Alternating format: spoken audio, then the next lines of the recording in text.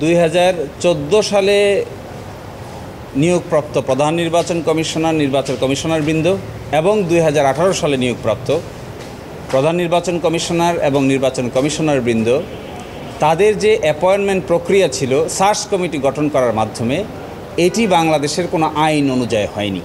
এই জন্য 2022 সালে এসে আইন পাশ করে বলা হয়েছে যে তাদের এই অ্যাপয়েন্টমেন্ট কিংবা তাদের এই নিয়োগ নিয়ে পরবর্তীতে বাংলাদেশের কোনো আদালতে কোনো প্রশ্ন উত্থাপন করা যাবে না।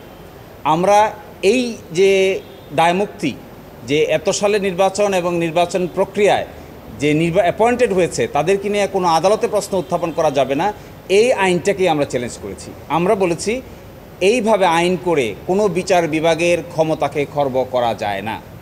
এইভাবে বলা যায় না যে কোনো বিচারিক আদালতে কোনো বিষয় কেউ উপস্থাপন করতে পারবে না। এই ধরনের আইন নিজেই অসাংবিধানিক। এই জন্য আমরা বলেছি ক্ষমতার পৃথকীকরণ যে নীতি আছে, এই নীতিতে পার্লামেন্ট এই ধরনের আইন পাশ করতে পারবে না যে আইন পাশ করলে পরে বিচার বিভাগ অকার্যকর হয়ে যায়, বিচার বিভাগের কোনো ক্ষমতা থাকে না। এই জন্যই আমরা চ্যালেঞ্জ করেছি। আজকে এটি জমা দেওয়া হয়েছে, নির্ধারিত কার্যতালিকা অনুযায়ী আদালতে আসবে এবং শুনানি হবে। আশা করি ভালো কিছু পাওয়া যাবে।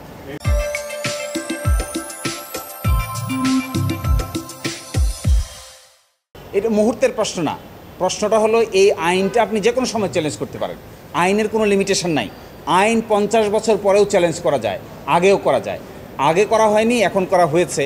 এর অর্থ হলো এটা নয় যে এই জন্য এটা বৈধতা দেওয়া হয়েছে।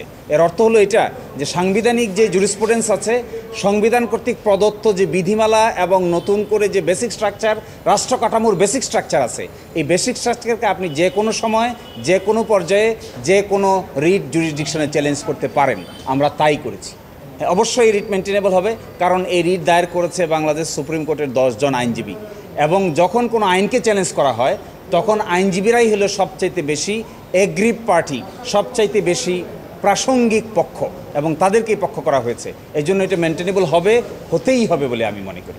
জি, আপনারা নিজেও জানবেন যে পঞ্চম সংশোধনী মামলায় একই প্রশ্ন উঠেছিল যে এত তারিখ থেকে এত তারিখ পর্যন্ত যে রুলস, রেগুলেশন, প্রক্লেমেশন জারি করা হয়েছে, এগুলো নিয়ে বাংলাদেশের কোনো আদালতে প্রশ্ন উত্থাপন করা যাবে না।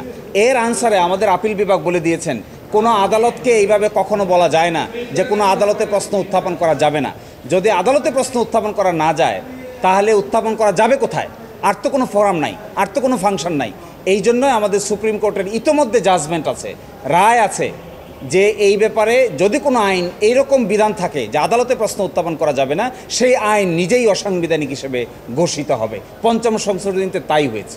এই দায়মুক্তি দিয়েছে কারণ ওনারা মনে করেছেন 14 সালে নির্বাচনের যে অ্যাপয়েন্টমেন্ট প্রক্রিয়া এবং 18 সালে নির্বাচনের যে অ্যাপয়েন্টমেন্ট প্রক্রিয়া, এটি আইনসম্মতভাবে হয় নাই।